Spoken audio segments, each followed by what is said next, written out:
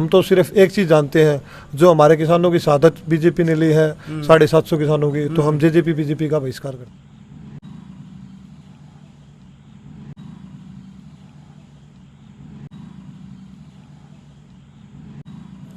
मैं रविंद्र कुमार, ना किसी का दुश्मन ना किसी का यार, लाइव हरियाणा न्यूज़ से। अभी हम अनिल कुमार गोरछी के पास पहुंचे हैं, संयुक्त किसान मोर्चा सदस्य।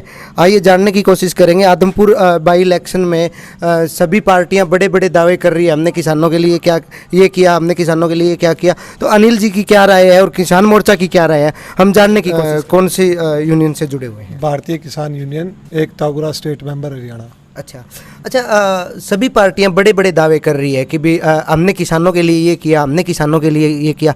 कौन सी पार्टी ने किसानों के लिए सबसे ज़्यादा योगदान दिया और आप किसकी तरफ रुझान मान रहे हैं? अभी तो देखा जाए तो 10 साल से बीजेपी हरियाणा में किसानों के लिए कुछ भी नहीं किया है। टाइम पे जमींदार को डीपी नहीं मिल रही है। 2020 का हमारा जो मुआवजा है वो डीसी के खाते में आया हुआ है, वो अभी तक नहीं बटा है। 2021 का जो डीसी उस टाइम पे प्रियंका सोनी थी, उन्होंने खेड़ी चोपटा की तर्ज पर देने के लिए कहा था, तो वो भी अभी तक नहीं मिला है। और 2022 का है, एक तरफ तो कहती है सरकार भाई आप को मुआवजा नहीं मिलेगा, आप बीमा करवाइए, तो बीमा करवा लिया किसान ने रिलायंस कंपनी से। अब रिलायंस कंपनी वाले नहीं मिल रहे हैं, सभी फार्म रिवर्ट में डाल दिए गए हैं। करीब करीब प्राइवेट जो सीएससी से बीमा कटवाया था किसानों ने 2,96,630 किसान। बीमा पॉलिसी सभी ने कटवाई है, लेकिन पैसा किसी के खाते में नहीं आया। नहीं, पैसा नहीं, प्रीमियम भी नहीं दे रहे। रिवर्ट में ऑब्जेक्शन डाल के नहीं, कहीं इन्होंने ऐड वगैरह दी अखबार के अंदर, और इन्होंने सभी पे रिवर्ट लगा दिया ताकि ये जो प्रीमियम है वो भी खा जाएं और इनको क्लेम भी नहीं देना पड़े। 20 से 30 हज़ार रुपये पर एकड़ का क्लेम बनता है, तो 2,96,603 एंट्री है 7 जिलों की। रिलायंस के पास हिसार, अम्बाड़ा, गुड़गांवा, सोनीपत, करनाल, जींद और महेंद्रगढ़ 7 डिस्ट्रिक्ट का टेंडर है। किसानों की बात कहीं सुनी नहीं जा रही? नहीं, कहीं भी नहीं सुनी जा रही किसानों की बात है। अच्छा, सभी पार्टी ज़्यादा सहयोग देने का काम किया या कौन सी पार्टी आगे आई है किसानों के लिए? किसानों के लिए कोई भी पार्टी मैं नहीं मानता आगे आई है, सभी एक हैं, सभी मिलके चुनाव लड़ते हैं। यदि किसानों की कोई बात सुनने वाला मेरे को नहीं लग रहा। हम तो एक ही चीज़ जानते हैं, किसान अब की बार आदमपुर के अंदर ये नहीं बोलेगा, क्योंकि 750 शहादतें किसानों ने दी हैं, उसको कभी नहीं आदमपुर में। और आदमपुर के अंदर हम जाएंगे, हर गांव वाइज पंचायत वाइज जाएंगे। हमने पंपलेट भी छपवाई है, आप देख रहे हैं ये पंपलेटें छपवाई है। ये हर इसमें क्या विशेष क्या क्या चीज़ें डालनी है आप? इसके अंदर थोड़ा सा डिटेल से बताइए। 2020 का है जो वो हमारा बीमा मुआवजा पेंडिंग है वो लेना है, 2021 का मुआवजा लेना है और 2022 का है वो लेना है। और जो मजदूरों को काम नहीं मिला, हमारी फसलें खराब होने के बाई इलेक्शन चल रहे हैं, तो सरकार का क्या माहौल दिख रहा है कि भी बाई इलेक्शन के चलते ये मुआवजे वगैरह मिलेंगे सरकार किसान को? नहीं देंगे। यदि हमें मुआवजा और जो बीमा क्लेम हमारा पेंडिंग रहता है वो नहीं देता, तो 6 तारीख को परिणाम ही कुछ अलग मिलेंगे। अच्छा, तो इसके लिए आपने क्या क्या नीतियाँ क्या क्या बनाई है, आगे की रूपरेखा क्या है किसान की यूनियन की? 17 तारीख को हम बालसमंद तहसील के अंदर धरना शुरू कर रहे हैं। तो आपके चैनल के माध्यम से मैं कहना चाहता हूं कि ज़्यादा से ज़्यादा संख्या में वहां पर अपना किसान हकों की लड़ाई लड़ने के लिए पूछेंगे। तो मैं सभी किसानों से निवेदन भी करता हूं कि वो ज़्यादा से ज़्यादा संख्या में 17 तारीख को बालसमंद पहुँचे। और 20 तारीख को हमारा धरना के लिए मीटिंग चल रही है, जो धरना चल भी रहा है कंटिन्यू, उसको बड़ा करने के लिए आदमपुर में भी हम बड़ा धरने पे कोई बड़ा फैसला भी लिया जाएगा, कोई ऐसा फैसला भी आएगा जो आदमपुर इलेक्शन के लिए भी आप कुछ अलग से हटके कुछ करना चाहिए? हाँ, किसान सभी मिलकर इकट्ठे होकर, सभी किसान आदमपुर हल्के के और जो हमारे बालसमंद तहसील के आते हैं, सभी बड़ा फैसला लेंगे। बड़ा फैसला लेंगे, डोर टू डोर भी करने के लिए बोल रहे हैं। तो आगे की रूपरेखा क्या बनाई आपने? कोई विशेष पार्टी का भी नाम आप लेना चाहेंगे या नहीं? हम किसी भी पार्टी का कोई नाम नहीं लेंगे। हम तो सिर्फ एक चीज़ जानते हैं, जो हमारे किसानों की शहादत बीजेपी ने ली है 750 किसानों की, तो हम जेजेपी बीजेपी का बहिष्कार करते हैं। अच्छा, जेजेपी और बीजेपी का बहिष्कार मांग रहे हैं किसान। अभी 2 दिन पहले ही नेलो ने आदमपुर इलेक्शन में क्या मुख्य रोल निभाएगा? हम तो एक ही चीज़ चाहते हैं, पहले शिक्षा दो, फिर मुआवजा दो, फिर बीमा क्लेम दो, फिर वोट के लिए आप बात करो। उससे पहले आपको वोट के लिए अधिकार, कोई भी अधिकार नहीं है वोट करने, वोट मांगने के लिए, वोट मांगने का कोई अधिकार नहीं। कि बनाते किस लिए नेता? आम जनता की समस्या के लिए। आम जनता परेशान है, तो फिर क्या? जैसा कि अभी हमने अनिल जी से बात करी, उन्होंने किसानों के बारे में बताया, किसान मोर्चा के बारे में बताया। हमारे बीच में और भी किसान खड़े हैं। किसानों के बारे में तो यह है जी, ना तो किसान को टाइम पे डीपी मिल रही है, ना किसान की फसल खरीद रहे हैं। अब प्राइवेट किसान बेच देगा फसल, तब पोर्टल खुलेगा और तब बिकेगी, और एक्चुअल में सरकार वो भी नहीं ले रही है। कब बोनस आएगा, क्या कुछ आएगा, उसके बारे में कुछ नहीं पता। डीएपी का इन्होंने प्राइवेट को दे दिया है, प्राइवेट कंपनियां दबा रखी है। वो जब किल्लत हो जाएगी, जब किसानों को महंगे भाव में देगी। और सबसे मेन मुद्दा है शिक्षा का। सरकार हर चीज़ प्राइवेटेशन करने लग रही है, इसके ऊपर कोई एक्शन को लेंदी। प्राइवेट मतलब ना टीचर की बहुत ज़्यादा कमी है, और ना टाइम पे बच्चों को कुछ सुविधाएं मिल रही हैं।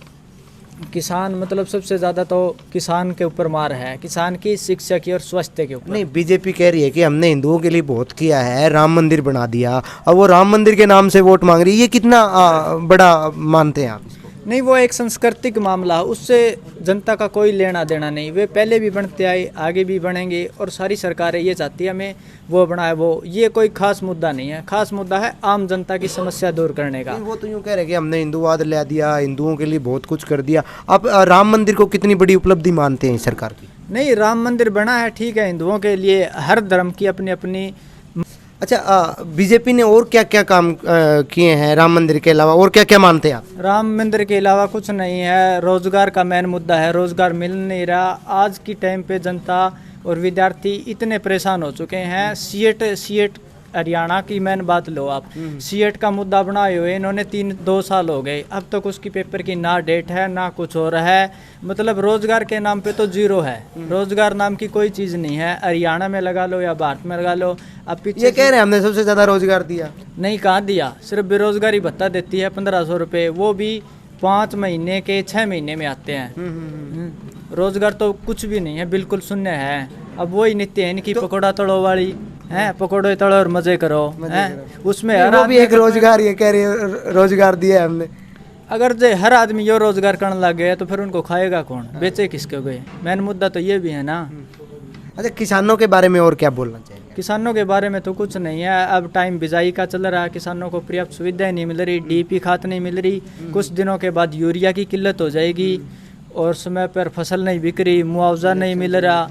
अब जल भराव का देख लो तुम, लागत से ज़्यादा, बहुत ज़्यादा उसकी है, लेकिन उसका पर्याप्त ना तो भाव मिल रहा। मजदूरों की बुरी हालत है, उनको समय पर काम नहीं मिल रहा। आप क्या बोलना चाहेंगे जी किसानों के मुद्दे पे? जी, किसान के बारे में तो मैं तो एक बात कहना चाहता हूँ। किसान सरकार से एक ही चीज़ मांगता है, खाद, बीज, स्प्रे, दवाई। उसकी क्वालिटी अगर बढ़िया हो जाए तो किसान की मार कभी नहीं बढ़ेगी, इसीलिए किसान घाटे में जा रहा है। सरकार कह रही है ऑर्गेनिक की तरफ बढ़ो, ऑर्गेनिक की तरफ बढ़ो। कहती है, वो सिर्फ कागजों में होती है, लेकिन प्रैक्टिकल तौर पे कभी नहीं होती। अच्छा, किसानों की बड़ी समस्याएं क्या क्या हैं? बड़ी समस्या तो जैसे अभी कॉटन की फसल थी, कपास की, उसमें अभी पीछे एक नियम बनाया था, जैसे जो एक थैली आती थी उसमें बीज डालते थे तो वो अलग करते थे, लेकिन अब की बार क्या सिस्टम कर दिया उनने, उस बीज के अंदर मिला दिया। आप एक बार राउंड पे देखना कि कितनी कपास की फसल खराब हो रही है। हाँ, और जैसे अभी ताज़ा रिपोर्ट बता रहा हूँ मैं आपको, हरियाणा सरकार, बीजेपी सरकार 1 अक्टूबर से मूंग की खरीद चालू होनी थी, लेकिन अभी तक नहीं हुई है। अच्छा, दूसरी बात, किसानों की फसल मेरी फसल मेरा ब्यौरा के तहत एंट्री हो गई, लेकिन अभी तक वेरीफाई नहीं हुई, और जो कि बाजरे की खरीद चालू होकर बंद हो गई है, लेकिन किसान अभी तक परेशान है कि मेरी बाजरा की फसल अभी तक वेरीफाई क्यों नहीं हो पाई। क्या जो मूंगों की खरीद थी उसको ना खरीदना, हम ये भी समझ सकते हैं कि भी मंडियां खत्म करने की कोशिश है? मंडियां तो खत्म करने की कोशिश तो है ही। वो तो जैसे पहले बाजरा की इनने, फिर इनका जैसे बाजरा पिट गया, पिछली साल बाजरा 1200-1300 रुपये ये रेट था, ये बताओ आप। और अब की बार तो चलो 1800 रुपये कुछ तेज हुआ, लेकिन 3 दिन खरीद चालू की, उसके बाद दोबारा बंद कर दी खरीद, दोबारा बंद कर दी। अच्छा, सीधा सीधा यही मानने सरकार की का नीति यही है कि भी सरकार का, मनोहर खट्टर सरकार का स्टेटमेंट आया, ट्विटर पे आया, लेकिन उससे अगले दिन अगर आप न्यूज़पेपर में देखोगे तो उस पर लिखा हुआ है स्पष्ट कि बाजरे की खरीद है वो बंद कर दी गई है। अब आप एक बात बताओ, जैसे किसान को वो बोनस देती है, मान लो 450 या 400 रुपये क्विंटल देती है, लेकिन वो बाजरा की फसल कहाँ लेके जाए? अब मेरे 100 मन बाजरा है, मैं कहाँ लेके जाऊँगा? 10 मन घर पे लग जाएगी, 20 मन लग जाएगी, 30 मन लग जाएगी। प्राइवेट वाले तो जब तक खरीद थी भारत तेज उच्च थे, लेकिन अब खरीद बंद हो गई, वो बाजरा 1400 रुपये का। सीधा सा मतलब यही समझें कि सरकार चाहती है मंडियां खत्म हो जाए। हाँ, मंडियाँ